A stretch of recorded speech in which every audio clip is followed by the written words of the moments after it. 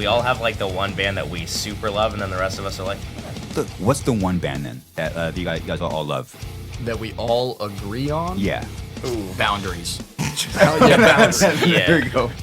I mean, I love Slipknot too. Yeah, I would say I'd say Slipknot, I probably. would say Slipknot would be the one Yeah. that's Yeah. like That's also the universal most for us. I would say that. Well, yeah, probably Slipknot and not nu metal, but Gojira probably. Yeah. Those are the two that I feel Yeah. like you can trace back to our songwriting the most, Yeah. like, obviously. Definitely. Whenever I need music gear, I always go to sweetwater.com. If it's mics, headphones, or studio and recording gear, Sweetwater has you covered. Next time you need any music gear, support the podcast by using the link in the description and comment section below.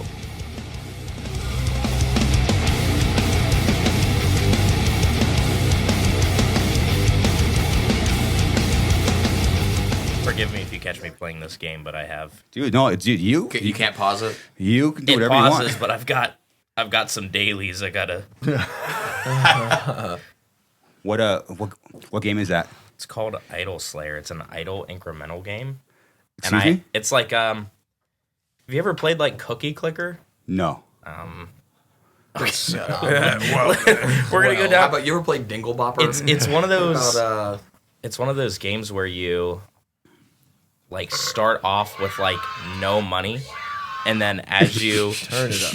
as you make money, you can buy more upgrades to make more money to buy more upgrades. It's like it just doesn't end. Yeah, it's but a it's just never-ending like cycle. You're in and fucked. You're in. yeah. Okay. So it's like it doesn't cost any money, But you like, have put money into it. A lot. I've put a lot of money into Which it. doesn't make any sense. Is it okay? We won't put out a number. Is it above $100? Yes. is it So below confident. $1,000? Is it below $1,000? Oh, God. Yes. Oh, okay. Wow. It is below close. The $1,000. Do you know was the number? Huh? Do you know the number? I don't. But I'm that's the certain. problem. I'm certain it's below 1,000. It's At least. it's probably It's. between 8 and 1,000. Huh? I'm going to say it's between 6 and 1,000. Oh my god, dude!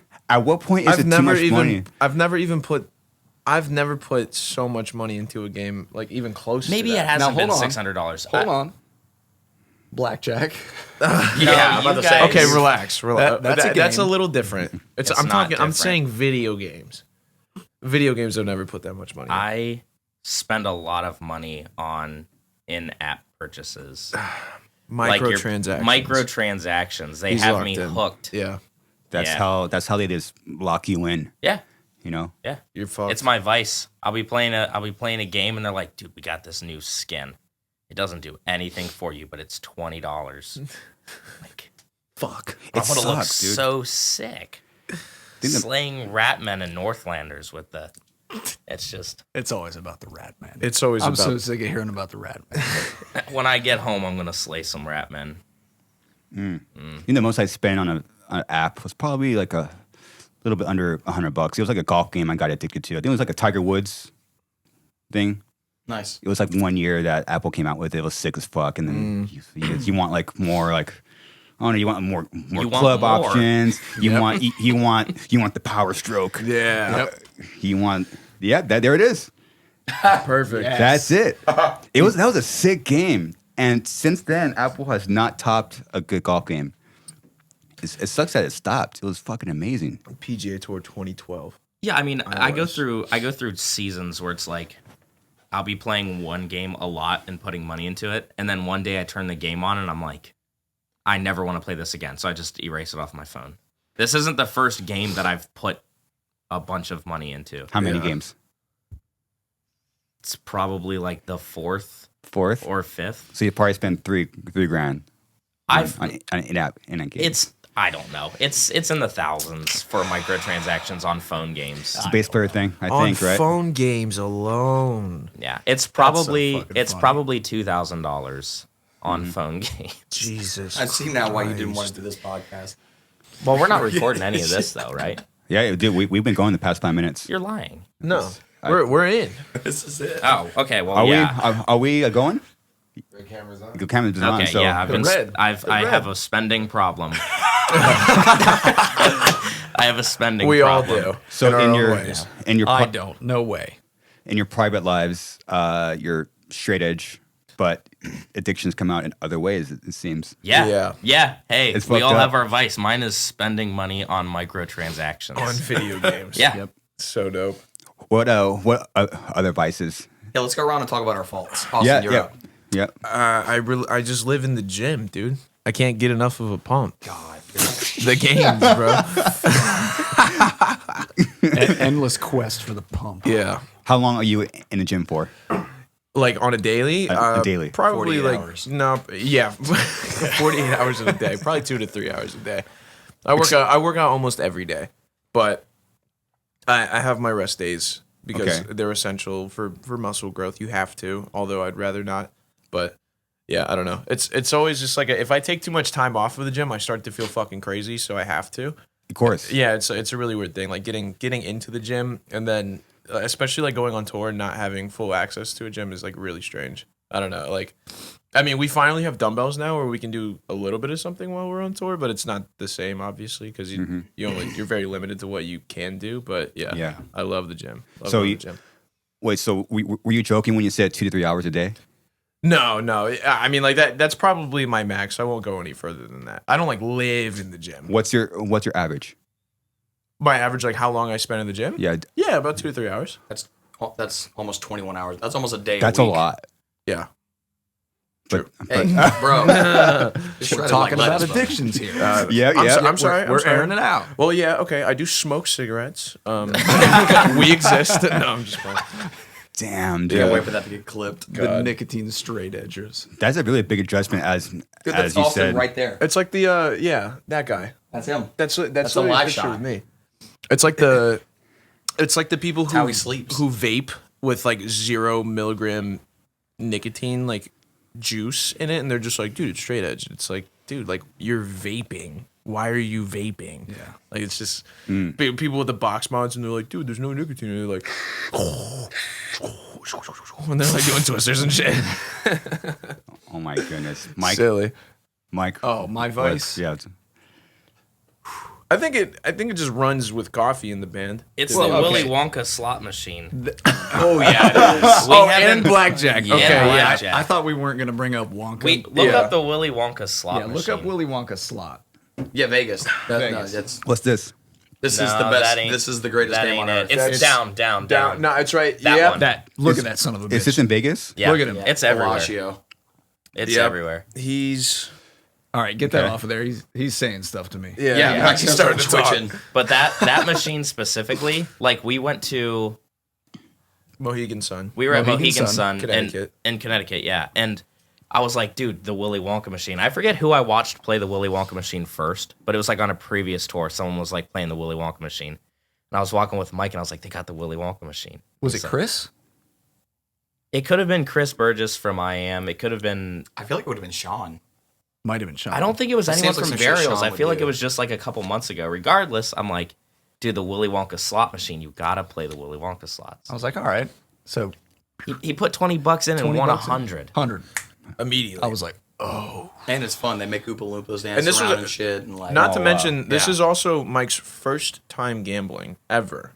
This Not slots, not slots. Oh, I didn't know that. No, first time playing blackjack. So I take the 100 blackjack, lose it, We're losing. Okay. We're down a little bit. and then I took out 100 before that. Yeah. Okay. Start smashing $500. No, $300. Yeah. And then I'm like, all right, let's just hit Wonka on the way out. 20. Yeah.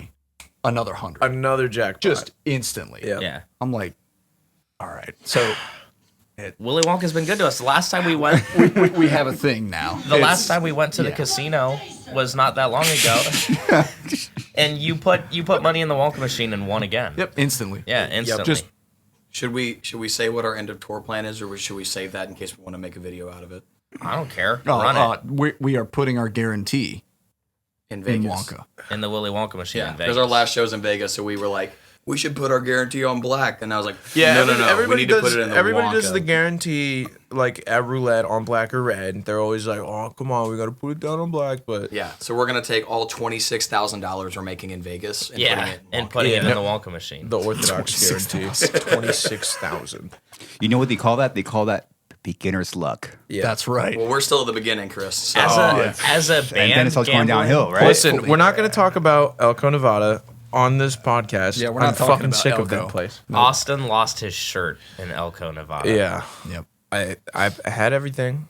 I was up, and then it was down. Tremendous. It was the dealer. Everybody loves off It was days. the dealer, dude. Once Marcia Marcia, left. fuck that bitch. Yeah. I'm sorry. Yeah. Ooh, God, my fault. She for Mercy, sure watches. Mercy, she was great. I love Mercy. I wish she could have stayed the whole time, but they always do their shifts. And then Marcia came, and then she started taking everything from me. And then I lost all my money. Held him at gunpoint. Yeah, I saw she it. literally said, "Hey, give me all of your money." And I was like, "Dude, fucking, I guess." So then she took all my money, and then I left, and I was really upset about it. There's Elko right there. Yeah, Elko, Nevada. Look up the Where is that? Maverick Hotel and yeah, Casino. it was the Maverick Hotel and Casino. Elko? Where is that? It's right there. Yeah, it's in the middle of fucking. It's like a college town. Apparently, people go to college there. I don't know didn't what know you could that. possibly learn in Elko, Nevada. They had one blackjack table open, and it was a Monday night, and everybody was pretty down. Like nobody was really stoked to be there. They had Wonka. There's though. They did competition. have There's Wonka. competition in Elko. They were talking about Gold Dust. The other casino there's taking all the Yeah, they beat. people they beef. Yeah, Casino beef It's in crazy. Elko. Yeah, but we went to Gold Dust first, and it is And they took all my money there. not cool. It's not cool. You're If right. I had to base an opinion off of just sitting and watching my friends lose all their money, Gold Dust was not it. was not the That move. guy's having a good time. Look at My him. goodness, he's That's- all oiled up. Damn. That's Austin in about 2 years. But here's the thing. Beginner's luck is a thing, but you have to feed the machine. That's what you have to do when you gamble. So I lost all my money in Elko, Okay. but at the end of this tour, or at least this first half, we end in Vegas, hotel, somewhere.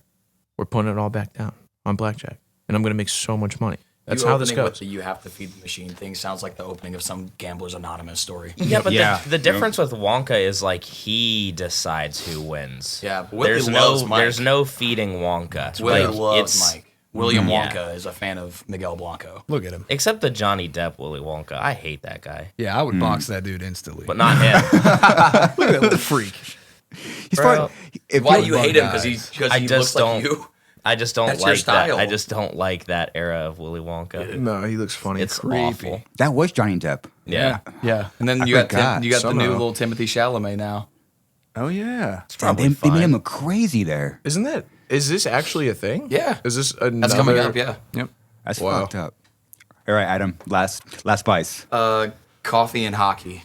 Hockey. Hockey for sure. Okay. Yeah, I don't play it. I'm just obsessed with it. So Oh, just you just watch. yeah, Watch games constantly. and. Yeah, I've got probably 3 or 4 or 5 podcasts that I listen to throughout every week during the season, and when it's off season, I can literally feel myself getting tired of music because I don't have my hockey podcast.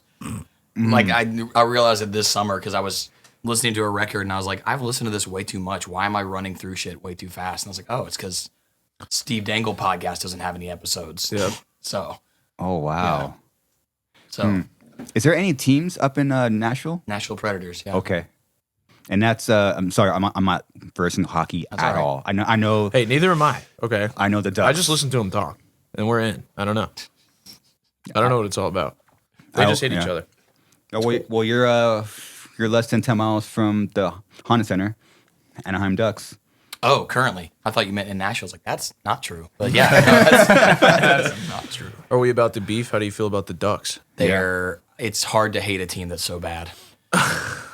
Fuck, man. I mean, I'm not even saying that like on like a your team sucks thing. Your team is literally at a point of like, we are trying to be bad to get good draft picks to be better. Dude, the funniest thing about this band is that sometimes, or at least we used to, I don't think we do anymore because we had to talk about it, but Adam used to just like, before sets, be like, your hockey team sucks. And like, there was one specific time in Winnipeg, Canada, that we were playing, and he was just like, That shit was awesome. dude, Adam was just like, yo, fuck the Winnipeg Jets. And everybody in the crowd was like, It was crickets. they were just like, Yeah. dude, what the fuck? It's just they were like, start we're the beating set. your ass Start the set. Let's start playing. It's just funny because like, get the fuck you outta would, here. I would do it in Chicago and we would get like heckles back, and that was like the whole point is like, Yeah. go to cities where you know there's a strong presence of that and you get them to interact and then you have fun.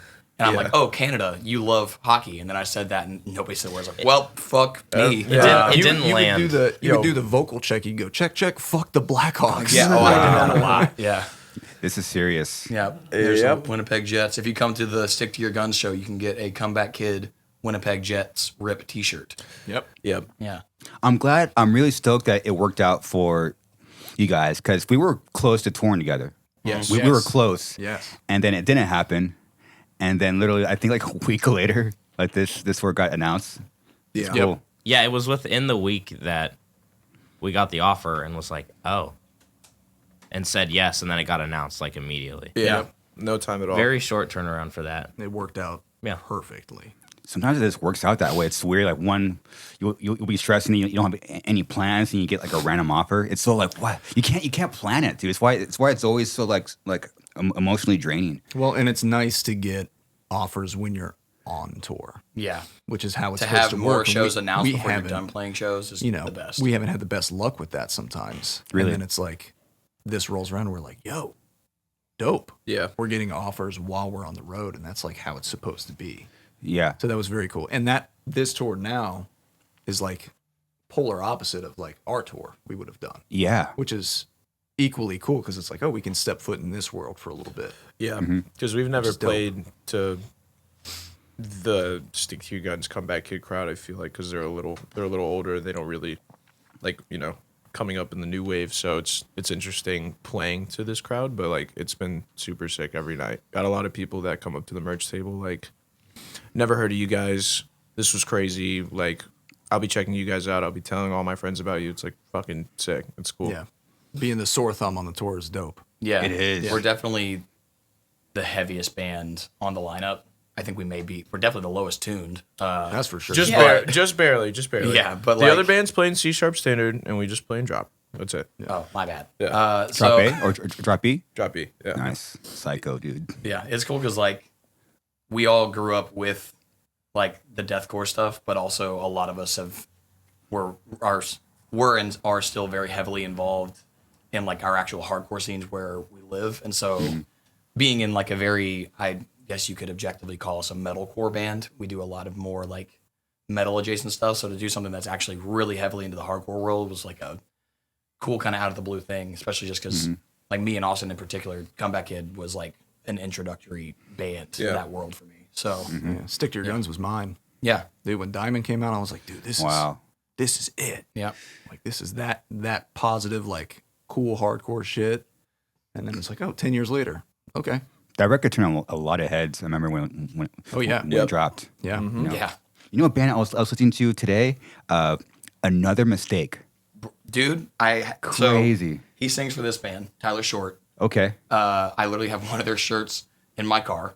That Nice. was like another one of those bands that I saw them play this tiny fest in Nashville and was like hooked.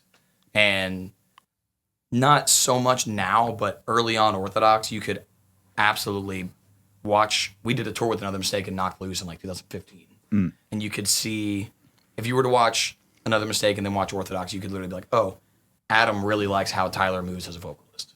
Because I literally was like, his fluidity and how he performed, I was like, I want to be like that. And so Singer of Another Mistake was a huge influence on me just in figuring out how to be comfortable on stage. So that's crazy that you brought that up because that band never got the recognition they deserved. But Yeah. You mentioned that was like the first hardcore band that you really like connected with on like a deep level. I'm sure with like a vocalist, yeah. perspective. So basically, it's Tyler and Serge. Yeah, pretty much. Yeah. Yeah. What is it about System Up or Down that people just love? I don't know. What is it? I don't know. Crazy. What's your take? That's so fun. I'll let everybody else talk first because I could talk, Yeah, I could I talk too know. long on this. Sit down for a second. Yeah. The thing with System is that it was so. I feel like the fan base can be pretty polarizing. Like a lot of people either really love System or they really don't. Just because it's weird, obviously. Growing up, there was like the BYOBs, Chop Sueys, and I always listened to that stuff. I guess it just never really hooked for me. Whenever I got into new metal, it was like the most intense version of new metal straight out the gate. So it was like Slipknot. course. So of course, whenever you listen to Slipknot, and it's just like fast, crazy, crazy. Like it's hard for me to go and listen to other new metal bands like after that. It's that And- other side of it versus System of a Down and Korn. Yeah, where they're a lot That's the slower, weird side. and like sludgy and weird. Yeah, I mean, like Slipknot obviously is weird on its own right, but it's like way more intense and crazy and in your face, in my opinion. So whenever I listened to that shit, I was like, "This is fucking sick." And whenever I went and listened to other bands that were like that, it just kind of felt like they didn't live up to the Slipknot for me for some reason because it wasn't as crazy. So like, Yeah. Oh yeah. those bands never really came through for me at the end of the day. Like I just wasn't that interested in it. But you know, whenever I played Tony Hawk Pro Skater 4, it's like fucking what's the song? Shimmy. Like whenever that song would come on, I'd be like shimmy. Yeah, you know, like that song's awesome. But anyway, like a lot of System songs are awesome. I just never find myself ever listening to it on record. There is that one song that I really like by them though. I forget what record it's off of, but there's no point in even talking about it because I don't know. I could look it up. You could hum the riff, and I could probably tell you it. Well, I don't even remember if I'm like. I would have there is a System riff that I like though. You can go while I figure it out. I mean, yeah, System of a Down was one of those bands that everybody heard Chop Suey. Question. Good song. Oh yeah, That song's amazing. Yeah. Oh Dope yeah, song. sick Yeah. ass song. Everybody heard Chop Suey. Everybody heard Toxicity. Everybody heard those songs. And then, like, they come out with a dual record, Hypnotize and Mesmerize, and, like, there's some weird tracks on that. Weird tracks. Weird tracks, genius songwriting. Oh, Genius. genius. And it's just Probably like, it's almost a mockery of themselves where they're just like, yeah, we're gonna fuck off, but it's gonna be incredible. And like that's what people like about that band. It's just What song did we cover?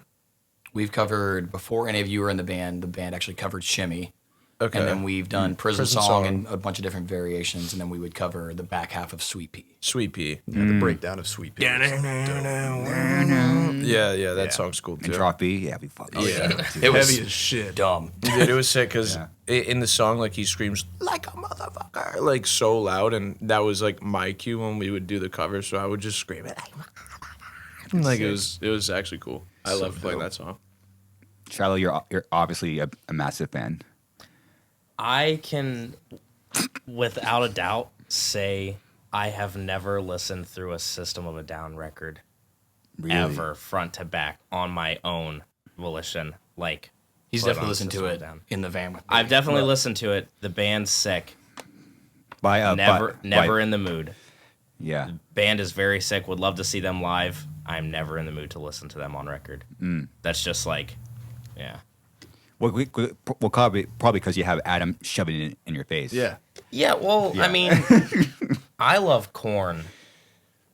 That's like the one I love. Austin's not a big Korn fan. We all have like the one band that we super love, and then the rest of us are like, eh. What's the one band then The one band what? that you guys all love? That we all agree on? Yeah. Boundaries. Yeah. There you go. I mean, I love Slipknot too. Yeah, I would say I'd say Slipknot, I probably. would say Slipknot Slipknot. would be the one Yeah. that's Yeah. like That's also the universal most- for us. I would say that. Well, yeah, probably Slipknot and not new metal, but Gojira probably. Yeah. Those are the two that I feel like Yeah. you can trace back to our songwriting the most, Yeah. like, obviously. Definitely. Yep. Yeah, you guys kind of took the sound and did your own thing with it. It kind of reminds me of us in a weird way. There's a term I've never told anyone, but when we first came out, obviously you had the deathcore, which was hated on, but I thought, like, this sounds like new death metal.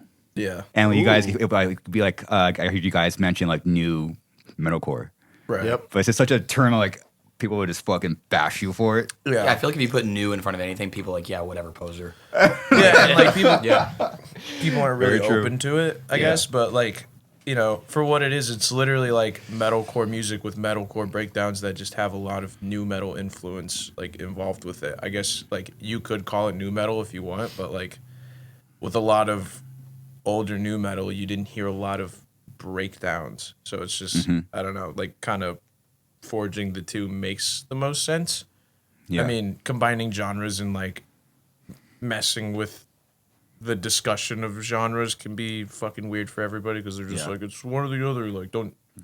Well, and that's the It's thing. whatever. New metal, though, is it's like, just music, man. It's cool. New metal is I don't such a know. huge blanket of stuff, like System Yeah, of a Down. sonically, System doesn't really Yeah. fit into And- new metal, and but Korn because and of their Slipknot and theme all and where these they bands. played. It's like, I literally saw an argument that Slipknot isn't a new metal band the other day. oh yeah, Because they're people so love death that. metal focused. And I'm just Like, bro, like the discussion of whether a band is new metal or not new metal is like, I feel like every new metal band gets it. And I feel like the most polarizing response probably would be Deftones. Like, do you think Oh, yeah. Deftones is a new metal band? On record? Yes. In front of lights and cameras? Yes. Yes. And that's how I feel. But a lot of people, and especially my friends, will combat me on that to no end. Like, if you listen to fucking Lotion off of Around the Fur, you don't listen to that and go, like whatever they would even consider it. Because whenever I ask people if Deftones is a new metal band and they say no, and I'm like, what the fuck is it? They don't really tell me a genre. And I'm just like, okay, well, like, you know, your argument has to be based off of what you think it is. And if you don't know Yeah. what it is, then like, they're like, well, I don't know what it is, but it's like, it's not new metal. And I'm like, I listen to Lotion and I'm like, dude, that song is a straight up new metal hit. Like, that song is amazing. I don't just, And I think a lot of It's new silly. metal back then gets lumped into that because they were trying different stuff. right. Yeah. That's what it was for new metal, is like Limp Bizkit and Slipknot are over here. You know what I mean? But they were trying new shit and they were just being weird. They had DJs, they had all these members, they had all this weird shit. That's what made a new metal band back then. And then it sticks, you know. Deftones probably isn't as much a new metal band now. Like the next No, Deftones, I wouldn't. No, like if you listen to like Gore or Ohms or like the new one that's about to come out. No. yeah, that's like not I new don't metal. think new metal for sure, but like their the, first the few band records. is a new metal band in its standing as its like the Yeah. historical standing of the band. Yeah, even though they definitely do not claim that. There's like an interview or something with Chino where I think he's offended by somebody saying that they're a new metal band because he's like A lot of those dudes back then were like that. That's I not know, what it's we are. crazy. I don't know what that shit is. We're not that. Yeah, I mean it is what it is. Like you can claim whatever you want, but like I don't know. That's just my viewpoint on it. The people are going to tell you what your band is. Yep. That's I what it know. comes Of down course. Of course. Like you'll have a term put on you and that's dude. it. It's like, it's nothing you can do. That's Whatever it. whatever Suey wanted to be back then, y'all are a deathcore band. That's just, Period. Yeah, you have no say. Yep. It's Yeah. just play it, and That's that's cool. And if that's we're it. a new metal band, cool. I don't think we are. I think we all love new metal and we toss it in there, but Yeah, I Yeah. think we're just I just say we're a metal band. it's a metal band. There you go. You can literally go part to part. It's like, oh, that sounds like metalcore. That sounds like hardcore. That sounds like new metal. That sounds yeah. like It all bullshit. Yeah. just gets roped in, man. Yeah. Like straight up. Yeah. Don't know. Man, we would say that we're a metal band, and people got pissed even more. Oh, So really? you guys aren't real metal. Yeah, that's not what you know what metal is. We're not, Have you listened to You're a Death? fucking poser. yeah. If you listen to Death, Obituary? It's like, bro. Come on. Yeah. Grow up or don't Yeah. grow up. I don't know. I don't know. Don't buy the tickets then. I don't know what to tell you. Death to false metal. Yeah, death to false metal. That includes 95% of bands. There's the 5% that are actual metal bands. yeah, please kill me. Yeah. Kill me. My fault. Adam, did you form the band in your senior year of high school? Yes. Okay. Yeah. It was a couple of other guys that were in Nashville, and they actually, I went to them.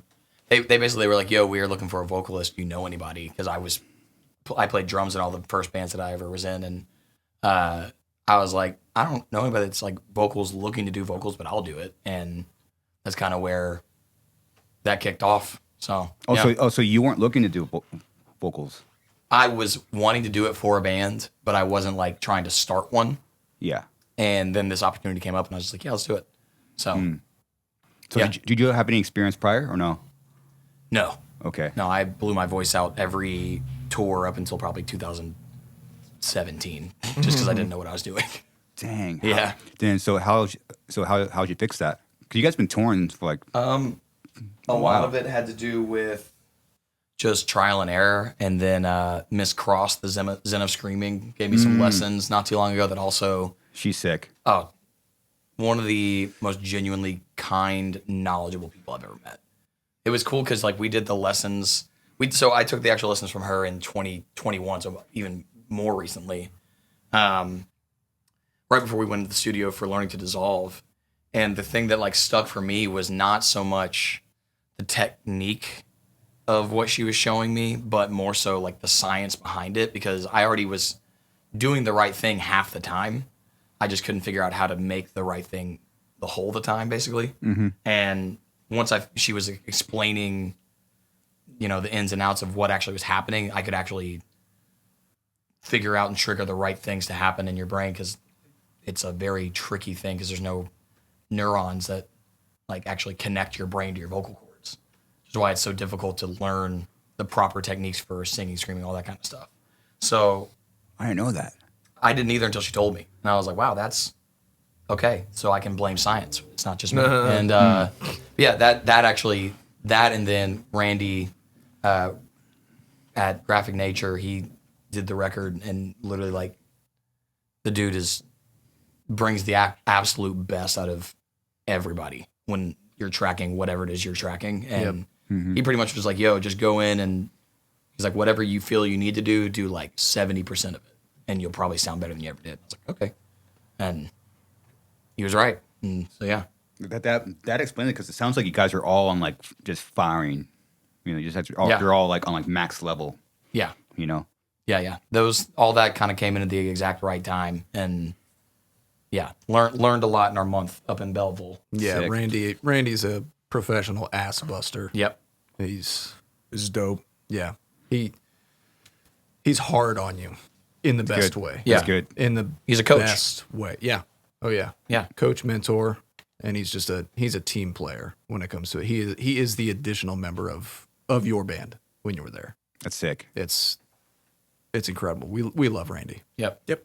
Was there a talk before you guys in 2001 put out Body and Soul? Because that song like was the first one we guys actually all collabed as like a unit, right? Yeah. Was that on purpose? Was there like a talk prior? What's with Body and Soul, that was one of the first songs that I wrote, or at least like I had a piece of it that was written for a while. And we wanted to make sure that we were still pumping out content, because this was around, you know, COVID. We weren't really doing anything. Everybody was kind of on the content wave of trying to push like videos and them being silly and talking about band shit. And Orthodox just kind of like, it was more dedicated to just writing music than anything. And we decided it's like, okay, well, like, let's start getting ready on the next record, because when Let It Take Its Course came out, it came out like a month before COVID started. So we put the record out, we went on a tour, the tour got canceled, and then like everything shit the bed because nobody wanted to listen to records. Everybody was focusing on not fucking dying from this disease. So eventually we started, I mean, I was always like writing music, but with Body and Soul, there was a piece of it, and then we were writing tons of other songs, and we wanted to put out a single that brought us back into like the music world without like, but a song that definitely like stood on its own and could be its own thing versus like, you know, songs that you have on records that kind of like transition into other songs, right? So we're kind of thinking, and what's actually funny about Body and Soul is that whenever I was writing it, it was one of my least favorite of the bunch, and we wanted to put out something, like I said, that could stand on its own, and we thought that would be the one. And then we finished writing it. We went to Tate Mercer, did the whole thing, put it out, and it's like, you know, it's funny that is a song that resonates with a lot of people. A lot of people really like that song, and for me, especially whenever I was writing it, it was just like, you know, this is good, but I don't know if like this is really my shit. But that's funny. And the only reason being is that it was one of my first like takes on this band, right? So and like when it was an introduction to the record of, you know, it was written all at the same time, and it was like, well, right, you know, we don't know what this thing is gonna be. Yeah, because Body and Soul was a demo like for a very long time. I feel like probably a year before we actually finished writing the song. Oh wow. Yeah, so I you know, when I listen, I don't know if you're the same way or not, but when I write demos and I write songs, like I will fucking, as soon as I finish writing and export it, like I will get on my phone, go to my car and like listen to it like 20 times. Of course. And then I'm just like sitting there. I'm like, okay, that was sick. Do it again. And then I just do it again. And then I do it again. And then like when I go to work the following day and I'm like, all right, I'm going to listen to that song again. And then like the whole drive to work, I just listen to the same thing on repeat. So like when I'm a year down the line and I've already listened to it so much, my brain's like, all right, like it's like when you listen to anything too much, you know, you listen to an album that you love. It's like your favorite record ever. And then eventually, you know, the cycle, it's like your favorite record. But when you listen to it so much, it kind of sits on the back burner. Like Metallica is my favorite band. And the first 4 records are amazing. I can't tell you the last time I ever listened to one of those 4 records. I can't tell you. Because I've listened to them so much just in my youth and growing up that like I know everything about them.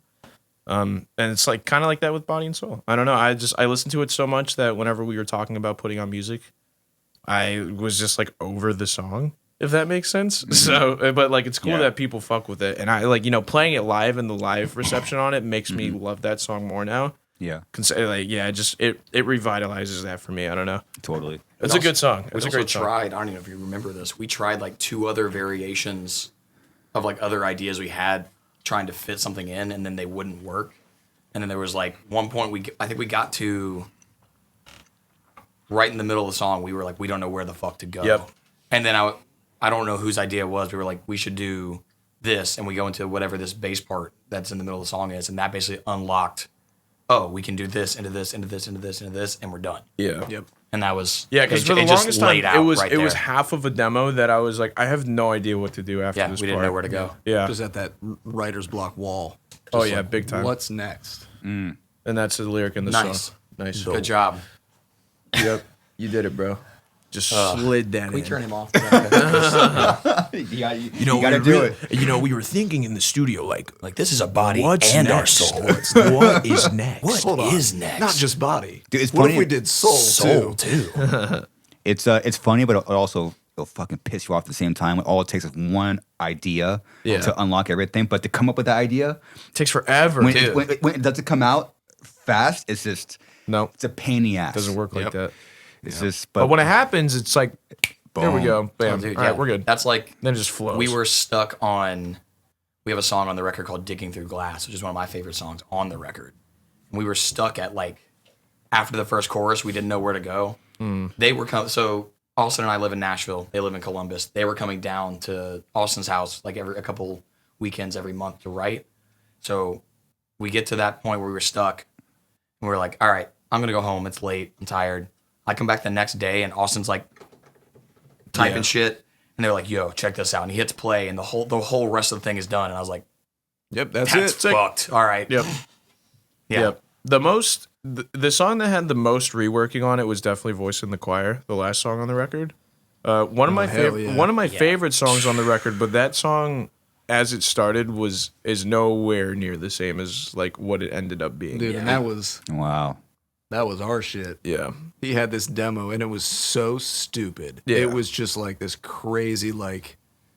It's the intro to the song. Yeah, it's the intro to the song, but it got so dumb afterwards, and him and I were like, yo, that's going in. And Adam was like, nope. Adam and Shiloh were hated both like, Really? this is Hated it. They're just like, this I is didn't hate it. I was just like, this is so boring. not even boring. I was just like, this is just so knuckle dragger heavy that I feel like it doesn't match our style. And then when we got to where we were trying to figure out the song, I don't even remember who it was. They're like, what if we throw that in there? And I was like, yeah, that'd be sick. Like All right. damn it. And now we open the set with it, and it's sick. Yeah, the problem was Austin wrote the part, and it's a cool part. But him and Mike, like, you know when something comes out that is good, but, like, it's in a world that you're very familiar with, but a lot of people are experiencing it for the first time, so they act like it's the greatest thing ever. Oh, yeah. And you're like, not to, like, downplay it, but, like, I know you guys think it's the best because it's the first thing in this world that you've ever heard, so you're super stoked on it. But, like, it's great, but, like, it's not as great as everyone's saying.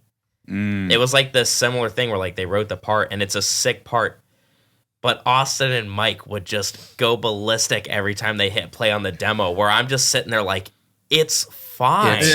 We were both like, it's a breakdown. And they're We're just like, no, it's and they would it's the breakdown. The thing was, they is would the go one- ballistic. Yeah, he really wanted it on there. And then when Mike's not the most decisive when it comes to writing stuff, and so when he wants a part, he's like, "No, motherfucker, that's going on there." So he's like Yes. shoving the back of his shoulder, like, "Yeah, we're putting that on Yeah, there." and I can't tell if Mike is just doing that to make the argument harder, or if he actually I've thinks never it's good. done that in We my love Shut arguing.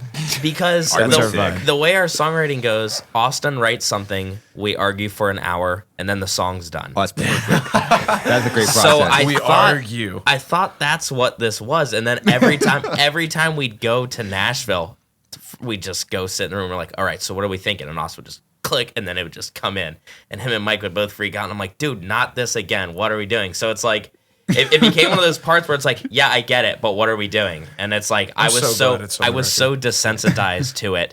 And now that it's in the song, I forget, like when we open the set with it, I forget that's the part that That we argue. that I ever was like, I'm gonna quit the band. Yeah. I'm done. yeah. and I never thought it was a bad part. It's just like they would go ballistic whenever they hit that's play the on thing. that demo. When I write demos and I show the band, like I have to put on a performance to make sure that they Oh, dude, understand it's the so like they stupid. understand completely what the idea is about. The subflooring in his office is gonna be cracked when he moves out because he sits there and just I play the drums. I play the air drums so fucking stomps as hard. hard as he can. And then I do the air so guitar sick. real hard. Yeah. I'm just like, I'm like, guys, listen, when we play this live, it's going to be like this. yeah. And it's just, and then I'll let the track play, and then they're just sitting on the couch like, yep. That's why we have the big pants music is because he's like, dude, this part right here is like big pants jump breakdown. It's we're like, What the fuck is that? Yeah, big dude, pants, big that's- shirt. Everybody's jumping. Big pant jump. He literally, it's like you're going to like a writer's table for a movie. He's like, all right, I'm going to paint the scene for you real quick. Yeah. He does it's that like, with okay, every There's demo. 15 million people all in front of of them, you. dude. Like fucking Fast Asleep, that track. I was Yes. like, all right, listen, dude. Yeah. That was right there. Okay, so we need these pants. that's the breakdown. Yeah, that is that's the the breakdown. That's the breakdown. middle breakdown and head on a spike. That's Yep. exactly Yep. how I worded it. That is it in tangible form right I there. said, listen, big pants. No, It's gonna be a whole thing. Let me show you something. but Chris. every Hold on. time he plays a demo for us, it's like a full body performance. Yeah, it's Like, gotta he's- it's gotta be good. explained to the fullest extent. And I'm like, dude, I hear it. Let me just sit here, close my eyes, and hear it. And he's just like, open no, your no, eyes, no, you watch have to- this. you have to Here's what we're gonna visualize. do. Look at me. Yeah, It's like, no, you're not literally, hearing he's me, watch. He's like, you're not hearing me. Watch this. Look at 50,000 me. people. And I'm like, dude, I see you. Can I listen to this part? He's like, Dude, that's how it was for Fast Asleep. I was like, okay, now before I play the song, download fast, walking fast. Download. Okay, Boom. aerial Big pants. aerial shot. that's Yes. who we're writing music for. Aerial shot. It's the drone. It's taking the video of everybody in the crowd, and then I would hit space, let the song start, and I'd be like, okay, circle pit, right? Circle pit. right here, The right whole here. area. A walk-in is running in a circle. Dust is flying. This is what it's all about. And then the jump part. The jump. All right, and then we jump. Yeah, And then the sea of yeah. That's like the whole point. Is that a wow? That's a a real T-shirt. thing, yeah. That is That's a real real. T-shirt that we did. Big pant music. Yeah. Yeah, we did that on our headliner. Who am I showing this to?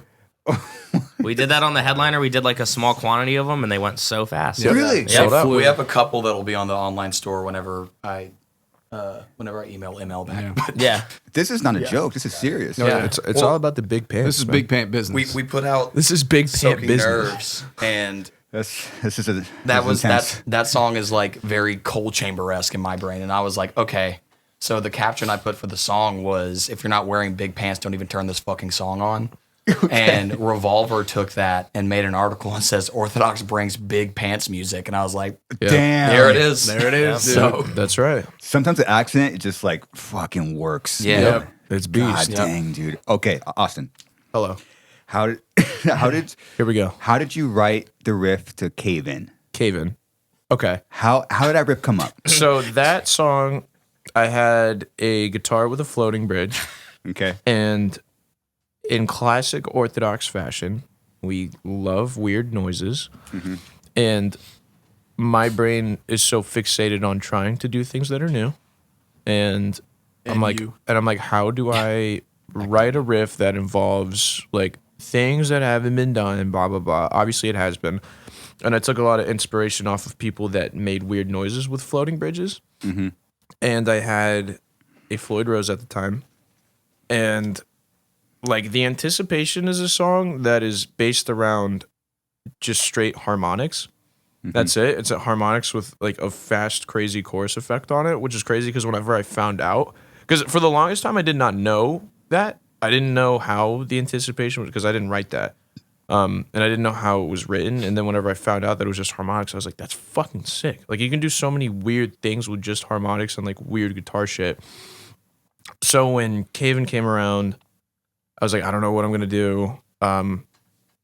And I don't remember. There's like a video of a guy who plays in, I don't know if it's a band or if it's just him, but it's like Buried Alive, if you've ever heard of it. Oh, yeah. Berried.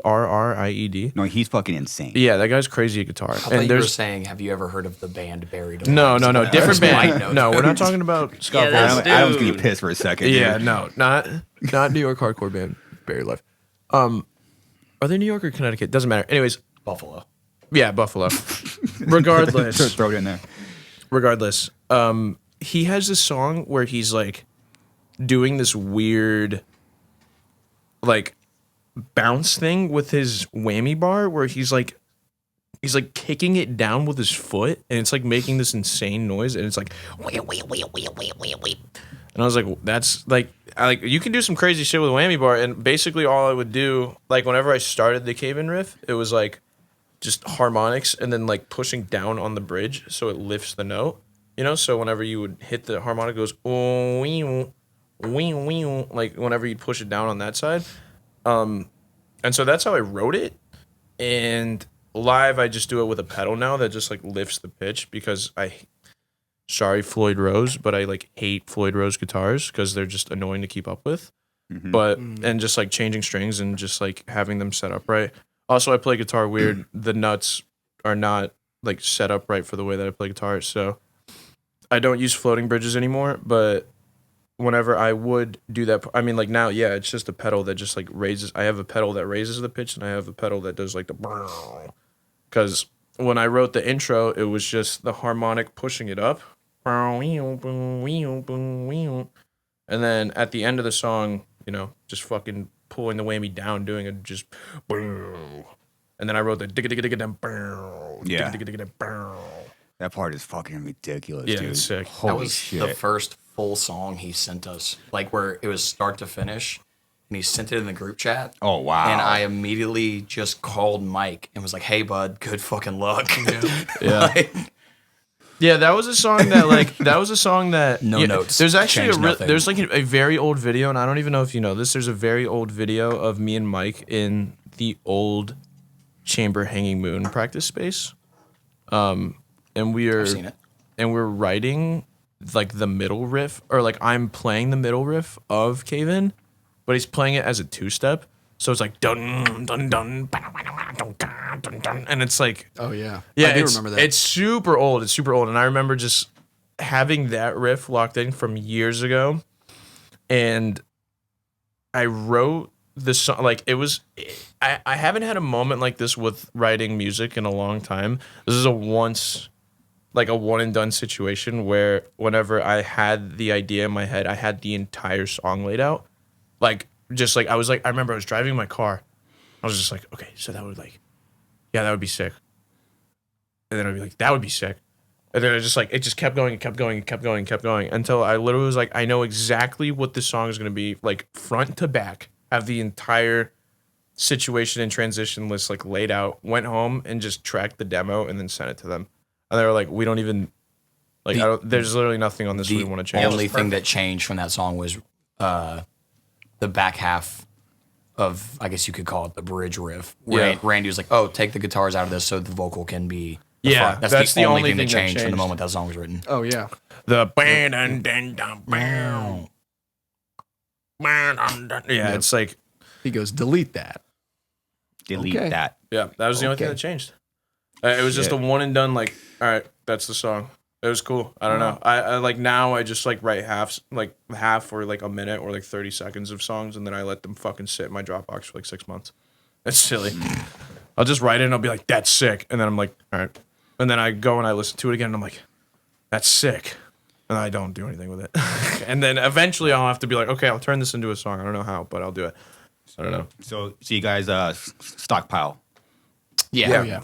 Riffs are constantly in the tank, for sure. Dude, I need to start stockpiling. Yeah. And then you send them to the group chat, and then Adam goes to Humphrey Street Coffee.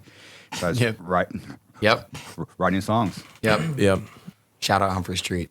Humphrey Street. Yep. What is it about going somewhere else that just makes you Unfamiliar and there's no there's distractions, but it's none of my business. Yep. Like if I'm at my house, I've got two 60 to 70 pound dogs that constantly need attention, or I'll be writing something and be like, oh, I need to do this, and I'll go take care of something in the house. But like if I go to a coffee shop, like there's a lot of unfamiliarity, but that makes it even easier to just be like, You I know don't why know you're you, there. don't care, I'm right here. Yep. So That's the same way with me in writing. And I mean, like, some of the way that I write music and like my ideas will fluctuate depending on where I am. And I feel like that's, the case with a lot of artists. I mean, when we wrote Learning to Dissolve, we were in a fucking warehouse like downtown in Belleville, New Jersey. And I feel like the vibe might change a little with this next record because we're going to be in a cabin in the middle of the woods because Randy moved into a cabin. And yeah, it's sick. Yes. Dude, there were riffs for Orthodox that like whenever I needed inspiration, because a lot of the times, I mean, you probably have this moment, you've been writing music for a long time, like where you just pick up a guitar and you try to write something and it kind of feels like you're just doing the fucking same thing over and over again. Yeah. Yeah, it's like, dude, I would feel that way. And I mean, there were times with writing music for Orthodox that I would like, I used to live in South Carolina and my like garage was just infested with spiders. Oh, like not terrified. not infested, but like, there's webs all over the place. Like sometimes whenever you'd go out to grab a drink from the refrigerator, a cockroach would like scurry out of the way because it was always dark unless you turn the light on. And there were times where I'd go out there with my fucking practice amp and like sit on the bench in my garage to write music just because like I needed a fucking change of scenery. Of course. And it like adds an element to it. I mean, that's why moving into my new house, I have my desk and my writing setup used to be in my room, and now I have a completely separate room dedicated It's to huge. that. It's fucking huge. Yes, it changes everything. It changes everything. Because when you wake up and you're in your fucking room and it's like, oh, I sleep here and I'm creative here and I jack off here is too much, dude. oh, dude, it's fucked up. Yeah, man. So I when you get go it. to I the get it. when you go to I get the it. when you go to the creative space, Yeah. you enter that space knowing that you're going to be creative, be an artist, try and make something, versus like being in your room, in your bed, and you're like, I just fucking sleep here. I like having the separation, but whenever it used to be where I would write music in the same space, room, and it's just like, That's tough. yeah, dude. you're just like, bro, I That's just not- feel like I'm recycling everything. So it's nice to be able to like have it. I mean, not only do I have the side studio room, like that I write all my music in, but I also have like, our rehearsal space downstairs in like an unfinished garage that we, rehearse at before tours, but like I can be loud in there. So I'll like turn my amp on and just like fucking just go for it. And it's sick. that creates a different element too. Like the when you and I wrote at the studio, you came up with that riff, the breakdown because it was loud. Yes. Loud, just up there. He's, I took advantage. Yeah, he's it was in cool. the middle of the control of the drum room, live amp. We had it set up because we were practicing for a show that was supposed to be after the recording, and he's just up there. He's just going. We're like, what the fuck is he doing? Like, and it sounded like something was broken. yeah, he wrote a whole song, but it was just because he could crank that fucking amp and just be in his own space and just Yeah. It was nice. versus like plugging into an interface and doing it in front of a computer. He was just like Sure. super raw, super organic, and that element helps a lot too. That shit was sick, straight up. Like, I mean, I didn't really know what to expect. I kind of was just doing it on a whim because I was like starting to run circles around my brain on things that I wanted to do, and then I just went upstairs and like kind of fucked off from everybody and turned it on and just got really loud and just started like messing around and playing riffs, and then I landed on something and I was like, this is fucking sick. And then we wrote a song out of it that's not out. Yep. It's a B-side. Mystery song. Mystery song. We call it Spy Song. And if you've seen us live in the last year, you probably got hit during the breakdown at the end. Yeah. Do you guys need to sell like baggy pants? I'm in. It sounds like this is where You know, as whole thing's funny as going. it is, I think the process has started. We can't really talk about it, but there might be something going on. Good. I want to get geeky for like a minute or two.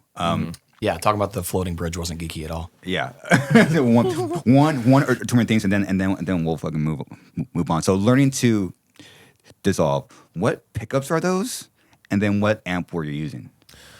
That would be a Randy question. We ended up using his Jim Root with an Evertune. I believe they were Fishmans. I'm not a big Fishman guy.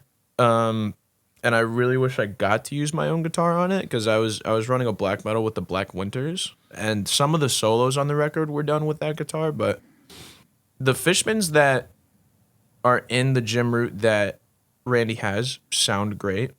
And then it was a PV Invective and a Block Letter 5150, like kind of just like both of the tones were merged, if that makes sense. Yeah, and we did that. And I don't remember what overdrives we used. There was like a big motherfucker, dude, like huge, like rectangle guy with like 8,000 switches on it that I didn't understand. But like Randy was just twisting shit and just being like, how's that sound? And I'd be like, gong, gong, gong. Yeah, it sounds cool. And he'd be like, all right, hold on. What about now? And I'd be like, mad scientist with the pedals. Boom. Randy loves the pedals. Yeah. He's a noise He freak. would just be like, blah, blah, blah, blah, and then I'd be like, scrandon. And then he'd be like, how's that? And I'd be like, yeah. And then he'd be like, yeah, dude, scrandon. That's the Orthodox way. That's how we talk about riffs. It's scrandon. But yeah, just fucking beep, beep, beep, beep, beep, beep, beep, beep, beep, beep, beep. Yo, play. Gong. How's that? Dope. All right. Beep, beep, beep, beep, beep, beep, beep, beep. How's that? Gong. Dope. Cool. And then we just, I don't know. I let him do whatever. I mean, we did have a little bit of an argument because I was kind of in like a scooped phase at the time. I was a low mids guy. That's always a weird argument. To go. It is. But it's tough. I don't know. So yeah, like sometimes mids are my friend, sometimes they're not. And I still go back and forth for mids. And yeah, it's tough, dude. So that's like the one. Producers hate it, dude. They hate when you don't like mids because I'm just like, I don't know. They're kind of.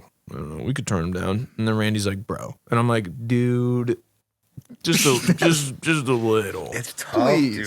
Please. I still don't get it. Dude, Tate Mercer is an avid mids fan. Like, he hates that I don't like mids sometimes. Like, sometimes we'll be in the studio and I'll just be like, I don't know, man. You can turn the mids down. He's like, I'm not turning the mids down at all. His guitar tones are so sick, though. But his guitar tones are he great. nails it. Yeah, he's very good at that. Tate's dope with guitar tones. Shout out Tate Mercer. Yeah. It's tough because it'll sound great, but is this actually gonna cut through? Yeah. Exactly, Drummer dude. and vocals and bass. That's the thing. Mids are tough. very important for making sure that your guitars are distinguished and they come out. That you're fucking there. Yeah, exactly. Because sometimes I just like the fucking like. It's cool, but yeah. Adam's pissed. But they are very important, and I'm starting to come around. When it comes to the full mix, mids are important. When I play the guitar by myself, I'm like, Fuck them mids, dude. yeah, I'm like, and I'm like, yeah. And so, but all together, they're important. They're essential. You need mids. They are. Yeah. Fucking mids. Yeah, but yeah, 5150 Block Letter and a PV Invective. Those are the two amps that we used. I knew for sure there was a 5150 in there. Yeah, I knew. absolutely. Once I hear like a certain frequency, I'm like, that's it. That is definitely it. And it's sick. Yeah, They're Block great Letter amps. 5150 is one of my favorite amps ever. We used some other PRS amp for leads and solos, but I don't remember what it was. But that was like the only time we ever used it was for just leads and shit. Sick. Just around the studio. Mm-hmm. We don't have that 5150 anymore. Yeah. Shout out you. I sold that bitch. Dang. We are not that gonna bitch. talk about it He's because pissed I'm about it. still mad at Mike about that. Fuck. He's like, dude, Sometimes. like, I sold the thing for money. I needed money. It's like It's in good hands. It's in good hands. it is. But that 5150 was also super problematic. Yeah. For a long time, it was Pain just in the like ass. always having issues, and it was like not It was reliable. only on the Casey Strain tour where it Yeah. really started fucking It up. screwed us big time on that tour. Yeah, So we had to- it went from yeah. being awesome for a long time to straight up like shitting the bed completely, like Yeah. multiple Anybody times. that saw us, the Webster, Connecticut, first show back November post-pandemic. 2021. We're sorry. We're very sorry that you only got to hear us that play was the 3 worst songs. set this Yeah. band has ever You guys played. cut like Oh, easily. four songs. It was and, At least Oh, 4. I think we cut more songs than we played. we did. Yeah. Yeah, For it sure. sucks. It's the worst. It's the fucking worst. Yeah, because played we're like avid about nothing. staying on time, and that was a situation where it was so bad That was your fault. And you can blame hell yeah. you can blame that block letter. Yep. Old bitch took a shit, man. old bitch took a Old shit. bitch took a shit. It happens, dude. I'm gonna steal it back. That's why I though. sold her. I was like, all right, I'm gonna get you fixed. I'm gonna find a new home. Yeah. Get the fuck out of here. He didn't sell it for like the resell, like the Eddie Van Halen No. resellers do on the Hell internet no. right now. I hooked it up. The homie Yeah. hookup. Homie hookup. It's in good hands. Shout out Boundaries. They own that head now. Yeah. Oh my goodness. Bitches. I got a 5152 and it's sick as fuck, dude. Yeah. I need. Well, if you go PV, you gotta collect them because it's just a matter of time when it's gonna shit it. That's right. It's a matter of time. Yeah, we probably went through quite a few of those. They just one random day you plug in for a show. It's not turning on. It was just Nope. yep. It happens. It was silly. Sucks. It's why you gotta have a backup.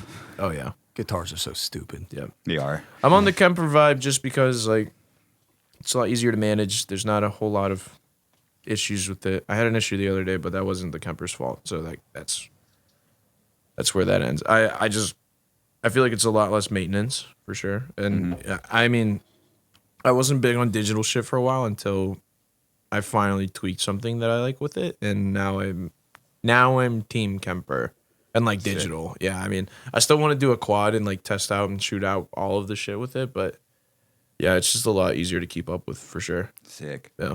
Adam, what was it like growing up in the Nashville scene?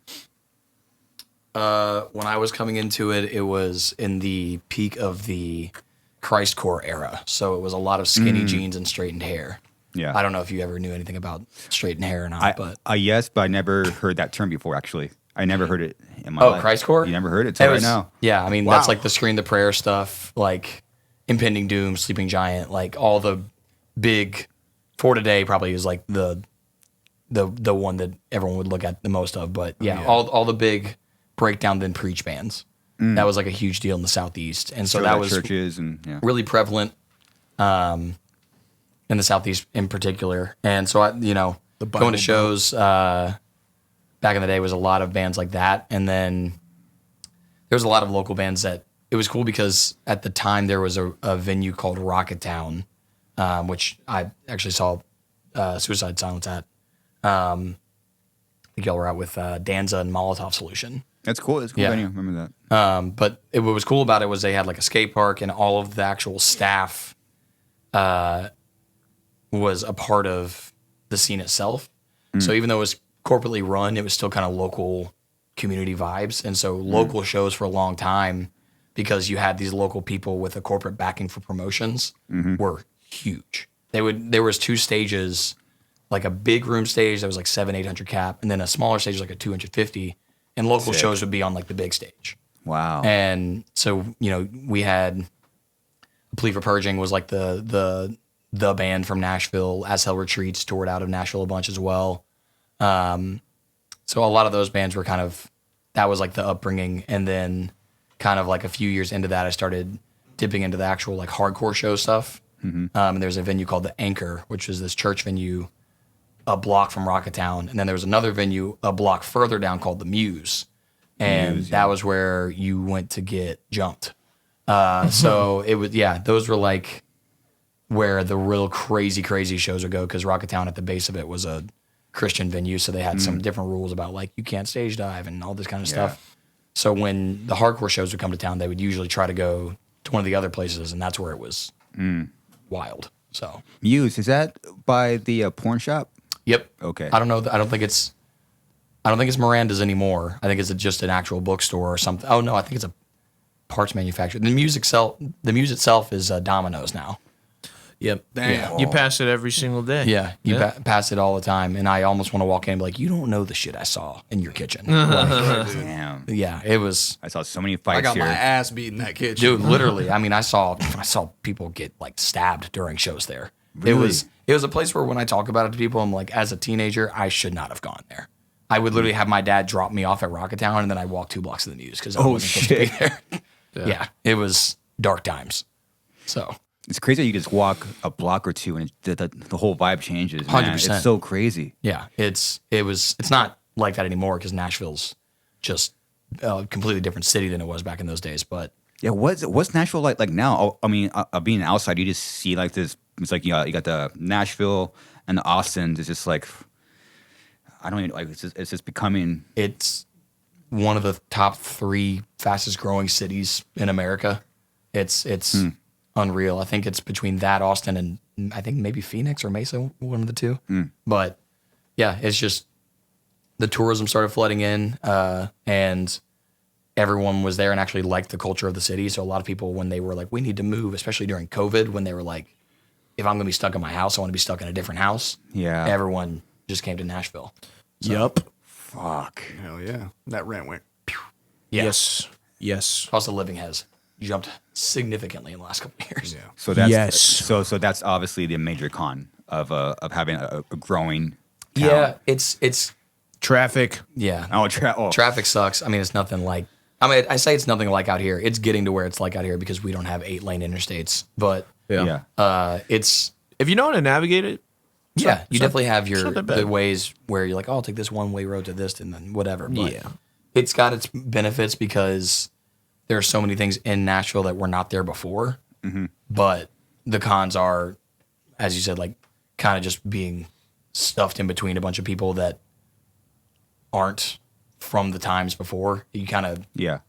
it's not like I can gatekeep the city, but it's kind of like every now and then I'm like, man, I do kind of miss when there wasn't 7 buildings right there. Yeah. But Oh yeah, shit's changing all the time, and yeah. I moved there fucking like 4 years ago. Yeah, you're new to it. Yeah, I'm and you've still seen it. yeah. I moved right before the pandemic, and now like driving around and shit, like there are so many buildings that I'm like, how the fuck did that even get you? we go on tour and we'll go back and there's literally Dude, There's new it's- shit all the it's time. always- I it's think always